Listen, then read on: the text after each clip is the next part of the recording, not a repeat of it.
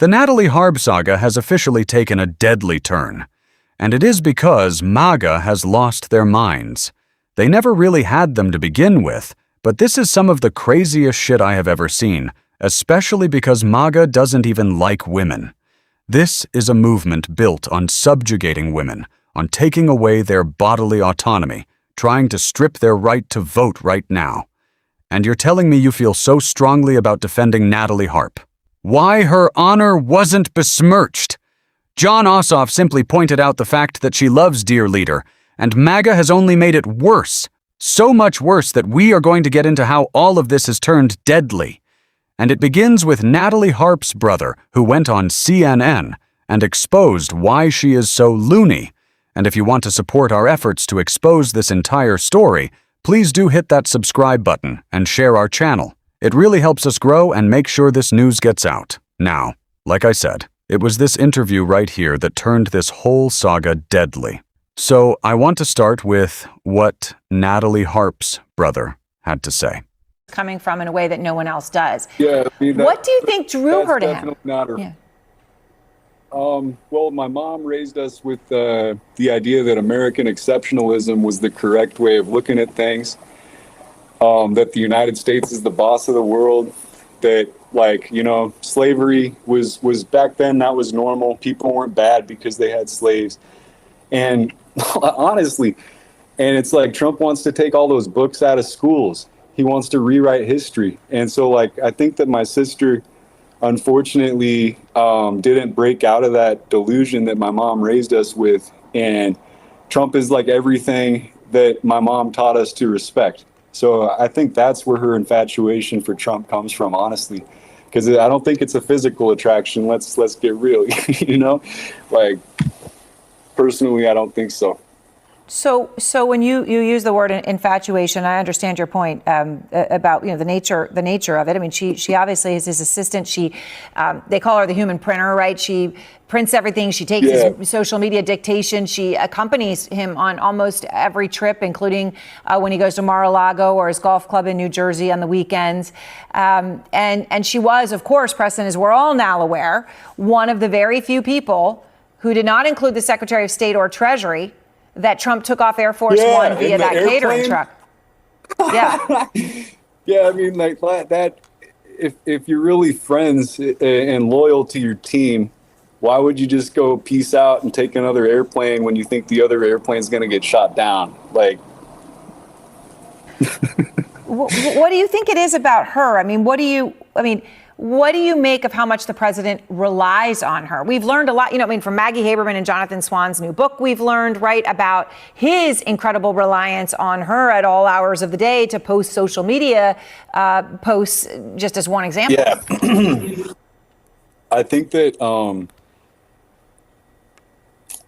Trump's best friends are people who are his fan club, you know? Like, and so she's his biggest fan. And so that's probably why he likes her. And like, she's good looking. She's got a good personality. Like, I don't know. I want to ask you, Preston, I about mean, something she thinks that he saved her life. So, like. Much like Jon Ossoff, Natalie Harp's brother is just stating facts, why her worldview is the way that it is, why that worldview allowed her to get duped by Donald Trump. He's saying plainly what's true, really, about all of MAGA. These are people who don't like to think, don't like to consider maybe the role they or their privilege has played in a history of oppression in the United States. These are people who certainly don't understand history. These are people who don't care to understand science or facts. And so they love Donald Trump because he gives them this unearned sense of superiority. Their stupidity drives them to be even dumber and elect the dumbest guy that there is. That's just a fact, right? There was a study done that shows people who say they don't enjoy thinking are more likely to vote for Donald Trump. This is just empirical truth. And it's also true that Natalie Harp loves Donald Trump and that Trump loves Natalie Harp. No one is saying anything crazy or bad. MAGA is just losing their minds because they know the truth. There is something weird going on there. There's something wrong with Natalie. And there's something wrong with Trump, which is why they responded to this interview by losing their goddamn minds. Natalie Harp's brother gets death threat as he calls out meaningless Trump praise. After Donald Trump escaped to Turkey in a catering cart alongside his close aide, Natalie Harp, the 35-year-old captured the attention of a senator and sparked a media frenzy that prompted her own estranged brother to speak out about what he called her unhealthy relationship with Trump. Telling Raw story, he took particular issue with her sister's public proclamations that Trump saved her life when she battled cancer. "Donald Trump wouldn't save your life if you didn't have insurance," said Preston Harp in a phone interview with a member of Raw Story. "To me, it's a meaningless statement. He didn't save her life. He just changed the law that happened to work in her advantage. And that's great. I literally see people's lives getting saved every time that I come to the hospital here in Nicaragua, where Preston lives, and it's all for free, and I don't see anybody sleeping outside the hospital. I don't see anybody dying outside the hospital like I did in LA as Trump's son, Eric Trump, and MAGA supporters blasted Preston Hart for the interview we just watched on CNN, and other media outlets went after Preston for speaking out. He said he's heard from some critics saying in this new reporting, "I got a death threat in my email, but I just laughed it off," Preston said. "I have to say again, no one has said anything disparaging or not true. Like, maybe I've said a couple of disparaging things, but it's because Natalie Harp should be disparaged. She's a fascist. She is a fascist collaborator. She works for the fascist president. She is his fascist thumbs. She sends the post that move markets because we are in a legal war that we are in. Because Donald Trump's brain is that susceptible to flattery that the Israelis have been able to convince him to do their bidding to the detriment of Americans and has caused Americans to die. Natalie Harp is also the one reportedly responsible for sending out that racist attack on the Obamas. So this person is not above criticism, right? No one's stooping too low by going after or criticizing a White House senior aide to the president. That's fine, we pay her salary. But John Austin didn't even do that. Preston Harp didn't even do that. And now he's getting death threats. And Republicans won't stop talking about how nasty it was for John Austin to say that he didn't say shit that Natalie Harp wouldn't say herself. Let us be very clear about that. Much so, I find this all ridiculous. And that's what Republicans are. They are ridiculous. And Natalie Harp is so ridiculous that even White House aides can't stand her. Natalie Harp. At the same time, what do we know? President Trump, very fond of Harp, wants her in his inner circle, wants her to continue the role of feeding her the information that he's receiving. So what is really fun and interesting to watch right now is this dynamic that White House is striking up, where they are publicly denying a lot of these claims about Harp, but also there are people inside the White House that do not want her. The attitude of the calls coming from inside the House, that's what this kind of feels like a bit in this moment.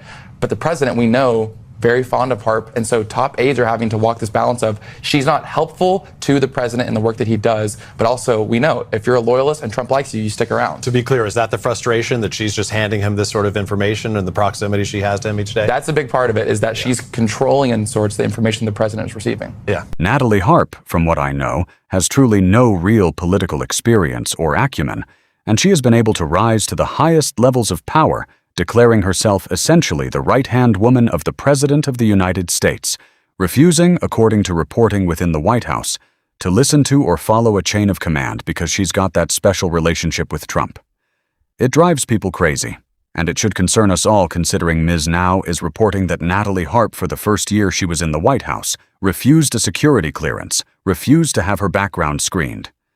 Why? We don't know she could be a foreign agent? That person is dangerous. That person is out of control. That person is unwell. That person is able to be criticized and should be. She's a fascist collaborator, and I'm tired of MAGA hiding behind. Oh, she's a woman. You people hate women. Oh, she's a cancer survivor. You cut pediatric cancer research. You can't hide behind labels and identities that you attack and undermine. That is ridiculous. And again, she's not some poor, helpless person. She is a powerful person. At least that's what we're hearing from Maggie Haberman. Not even a Sunday, right? She is committed and she is indefatigable. How much does Trump depend on her?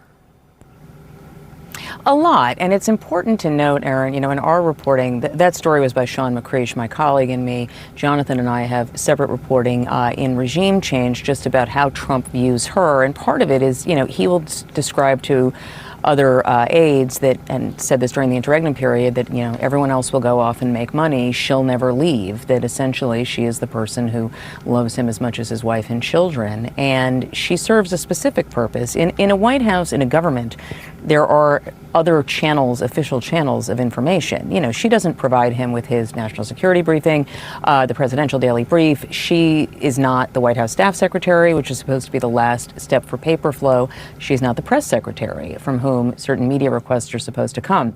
She is a channel by which, as you said, foreign leaders try to reach him if they can't some other way. She is a channel by which he reaches people he sees on television, who he likes what they are saying, or that he will just send out notes to. She is with him so much of the day during those meetings, and she is talking to him throughout the evening about social media posts. So she is a specific channel of information. Not only do foreign leaders reach out directly to Natalie Harb because they know that she's not just the printer, but also clearly some influence on Donald Trump. She has, Marjorie Taylor Greene did back in November last year. Remember this, Marjorie Taylor Greene texting Trump, "Please release the files, stop going after me, help the survivors." She texted Natalie Harp too, who called it the Epstein hoax. This is a bad person. Natalie Harp doesn't look out for women. She called it the Epstein hoax, and now she gets to invoke her womanhood. No, that's not how this works, and we should stop playing into this game. She is not just some scared girl. No, she is an adult. She is an employee of the United States government, and she is a fascist. She deserves to be criticized. It's not a low blow to point out that she's fucking insane. We're gonna continue to do so on this show. We stand with Preston Harp. If anyone is threatening my guy, we will protect you.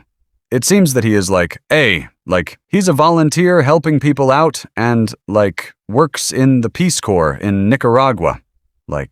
Fucking, that guy is awesome. Shout out to Preston Harp, friend of the show. Please, come on. We wish you well. We love you, guy. Stay safe. Please do. Please do. And we're gonna keep calling it all out on this show. If you want to support that, as always, you can hit that subscribe button, leave a like on this video. If you stuck around at the end, drop a blue heart in the comments. And until next time, I'll see you soon.